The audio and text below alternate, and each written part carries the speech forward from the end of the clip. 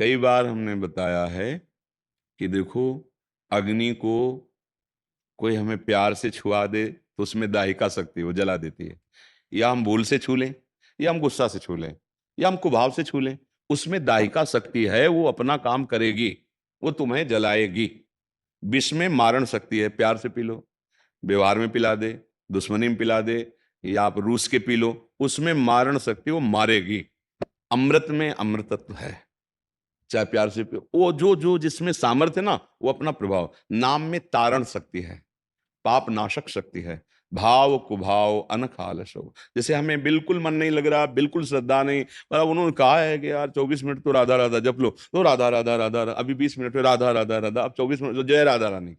बिल्कुल भाव नहीं कि हम तुम्हें वचन देते हैं, हमारे महापुरुषों के वचन हैं, कैसे भी नाम जिह्वा से निकला तो आपको परम पवित्र करेगा। अहो बत स्वपचतो गरियान या जिह्वागे वर्तते नाम तुभ्यम। बस इतना जरूर है कि अब जो छोड़ा है, अब किसी के भी कहने पर, चाहे वो अपना कोई मन हो, मन की वृत्ति, या कोई व्यक्ति, दोनों से सावधान रहना।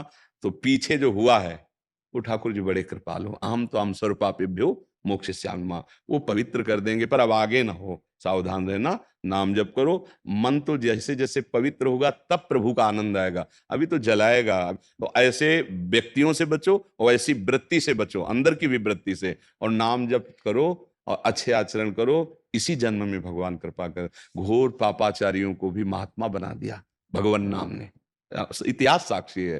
तो अपने लोग निराश तो हो ही नहीं सकते। अगर हम मान रहे हैं कि आज शाम तक हमारी शरीर पूरा हो जाएगा, अभी आप साधु संग कर रहे हैं और राधा राधा राधा, सच्ची मानना, अगर आखिरी श्वास में राधा निकला तो सीधे परम पद है। और अगर जैसे अभी हम राधा बोला और शाम के शरीर छूटा और बीच में हमसे कोई कर्म गलत नहीं बन पाया, तो भगवत प्राप्ति हो जाएगी। इसीलिए जैसे कोई मरणासन में है ना, वो घंटा 2 घंटा 4 घंटा बाद भी मरे, पर आप सुना दें उसे राधा राधा, तो उसके द्वारा कोई असत क्रिया नहीं हो सकती, क्योंकि मरणासन में वो भगवत प्राप्ति। नाम देखो प्रमाण सहित है। अजामिल ने अपने पुत्र को बुलाया था, उसका नाम नारायण रखा था संतों की प्रेरणा से, तो वो भगवान का चिंतन नहीं कर रहा था, भगवान के भाव में नहीं था, वो पुत्र को बुलाया था नारायण, तो भगवान के पार्षद आ गए और उसको परम पद का योग बन गया। पुत्र के बहाने नारायण पुकारने से। पर तो आप तो जानबूझ के ले रहे हो राधा राधा नाम, आपका कल्याण नहीं होगा कैसे है। बस ये जरूर है कि इस नाम के बल पर हम और पापाचरण ना करें, फिर ये गलत प्रयोग हो जाएगा, फिर मतलब नामापराध बन जाएगा, फिर आपकी बुद्धि भ्रष्ट हो जाएगी। इसलिए बड़ी कृपा है और धन्यवाद के पात्र आप हैं, क्योंकि आपने बात मानी। हमारी बात ही तो है ना, आप जैसे आपने बात मानी, भगवान आपको सद्बुद्धि दे, आपका स्वास्थ्य ठीक रखे, आप भजन करके भगवत मार्ग में आगे बढ़े। ये आपके लिए ही नहीं, सबके लिए हमारी भावना रहती है। अब बात ना माने तो फिर हमारा क्या बस, हमारा बस तो यही ना, आप बात मान गए, आपका मंगल हो जाएगा, आपका कल्याण हो जाएगा। तो धन्यवाद के पात्र आप रहे, हम तो बोलते ही रहते हैं, जो मान ले सो मंगल हो गया। तो मानने वाला धन्यवाद का पात्र है कि आप मान गए और आपने कदम परमार्थ की तरफ, सत्य की तरफ, अच्छे आचरणों की तरफ, तो आप सुखी हो जाएंगे, आप प्रसन्न, और आप सुखी हो गए, आप सुधर गए, तो हमारे जीवन की यथार्थता यही कमाई है कि संसार में हमारा जन्म हुआ है, तो इसी संसार में जो हमें मिला है वो सबको बांटो। बांट के एक दीपक से अगर करोड़ दीपक जल गए तो पहले वाले दीपक में कोई फर्क पड़ता है क्या? बस अब ये हमारा जो भाव है वो आप स्वीकार करेंगे तभी आप पर काम करेगा। ये वो नहीं है कि ये वो ले लो जाओ, ये आप स्वीकार करें। वचनम करिष्येत में काम होना शुरू हो गया। बोले आशीर्वाद दीजिए, कृपा कीजिए, ये सब फालतू की बातें हैं।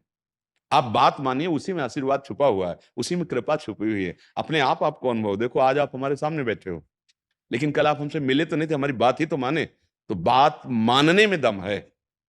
आप हमारे पास रहो, हमारी बात ना मानो तो कोई बात नहीं है, कोई बात नहीं। आप बात मान रहे, हजारों कोस दूर हैं, तो देखो आप दुर्गुणों से ऊपर उठ रहे हैं। तो इसलिए धन्यवाद के वो सब पात्र हैं जो बात मानते हैं, शास्त्र की बात मानते हैं, भगवान की बात मानते हैं, संतों की बात मानते हैं। निश्चित परम मंगल होगा, निश्चित। सत्संगत संसति कर अंता, सीधे लिखा हुआ है, बड़े भाग पाई सत्संगा तो बिना ही प्रयास होई भवभंगा। संसार से मुक्त होने का, दुखों से लड़ने का, और नाना प्रकार के जो हमें योनियों में फंसाने वाले संचित कर्म है, उनके विनाश करने का एकमात्र उपाय है सत्संग सुनकर, विवेक जागृत कर, भगवान की शरण में होकर नाम जप करो, अच्छे आचरण करो।